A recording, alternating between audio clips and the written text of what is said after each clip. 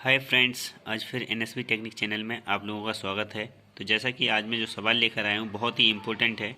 देखिए फ्रेंड्स, आप लोगों के सामने ये जो सवाल लिखा हुआ है बहुत ही इम्पोर्टेंट है और बहुत ही इजी है लेकिन अगर हम इसको ध्यान से नहीं समझेंगे तो ये सवाल हमें बहुत कठिन लगता है और इसका जो आंसर है वो कई लोग कई बार गलत कर देते हैं। देखिए, यदि 16 वस्तुओं का क्रय मूल्य लिखा हुआ है, यदि 16 वस्तु का क्रय मूल्य, ध्यान से पढ़िएगा, 12 वस्तु के विक्रय मूल्य के बराबर हो, ठीक है। यदि 16 वस्तु का क्रय मूल्य 12 वस्तु के विक्रय मूल्य के बराबर हो तो लाभ या हानि प्रतिशत बताइए। तो सबसे बड़ी बात यह है कि इस सवाल में हमें इस ऐसे सवालों में ये जानना जरूरी है कि क्रय मूल्य क्या है और विक्रय मूल्य क्या है।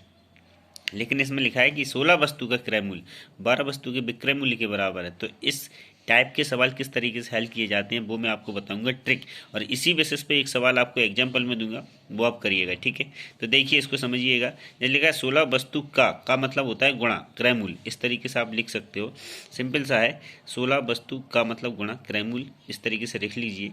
इक्वल टू में 12 वस्तु का विक्रय मूल्य, यानी का गुणा होता है, ठीक है, का मतलब मल्टीपल, तो विक्रय मूल्य लिख लीजिए।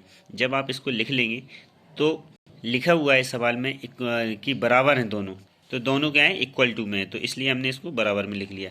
क्रय मूल्य के नीचे विक्रय मूल्य आ जाएगा। जब इक्वल टू के इस साइड में हम लाते हैं तो मल्टीप्लाई डिवाइड में बदल जाता है, तो विक्रय मूल्य भाग में चला जाएगा। इसी तरीके से 12 इधर है, ठीक है, 16 को इधर भेजेंगे, तो 16 को इधर भेजेंगे तो ये डिवाइड में जाएगा। तो अब देखिए फ्रेंड्स, बिल्कुल सिंपल हो गया है। क्रय मूल्य के सामने लिखा है 12 और विक्रय मूल्य के सामने लिखा है 16, तो बिल्कुल भी कन्फ्यूजन होने की ज़रूरत नहीं है। तो आप देख सकते हो कि क्रय मूल्य 12 है और विक्रय मूल्य 16 है।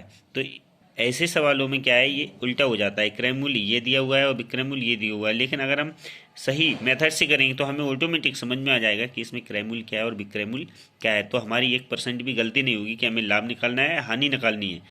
तो आप देख लीजिए, इसी तरीके से कंपटीशन में क्या है, ये बहुत फायदेमंद है। इसमें रहेगा विक्रय मूल्य 16 और 12, तो इस तरीके से क्रय मूल्य 12 लिख लिया, विक्रय मूल्य 16 लिख लिया, और इसी तरीके से निकाल सकते हो आप कितना आया। विक्रय मूल्य अगर 16 है, खरीदा इतने में जा रहा है, बेचा 16 में जा रहा है, तो क्या हुआ, फायदा हुआ। तो हम क्या कर सकते हैं, फिर इसमें फॉर्मूला लगा सकते हैं, लाभ प्रतिशत या फिर हानि प्रतिशत, और जो एक्चुअल में हुई है वही हम उसका मतलब जो हमें चाहिए उसी का हम परफेक्ट आंसर यहाँ से निकाल सकते हैं। लेकिन अगर हमने इसमें ये ट्रिक नहीं अप्लाई की तो हमारी ये गलती हो सकती है कि हम लाभ की जगह हानि निकाल सकते हैं, हानि की जगह लाभ निकाल सकते हैं, तो उस बेसिस पे कन्फ्यूजन में आपका आंसर गलत हो जाएगा। इसी बेसिस का एक और सवाल देखिएगा जो मैं आपको बता रहा हूँ, और उसको आप खुद ही करना है, ठीक है। तो फ्रेंड्स देखिएगा, जो मैं सवाल आपको दे रहा हूँ बहुत ही इंपॉर्टेंट है, ठीक है। आपको देखना है ये क्वेश्चन नंबर 40 क्वेश्चन, ठीक है। जो क्वेश्चन नंबर 40 है ये वाला, एक आदमी 3 रुपए के 10 संतरे खरीदता है और 3 रुपए में 8 के हिसाब से बेचता है, तो लाभ प्रतिशत ज्ञात कीजिए।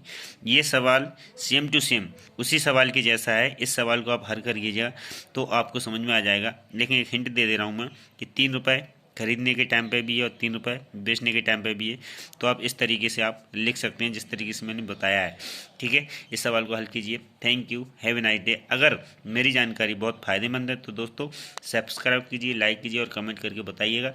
नेक्स्ट वीडियो में आपके लिए और अच्छे सवाल लाऊंगा, ठीक है, जो इंपॉर्टेंट होंगे। Thank you, have a nice day.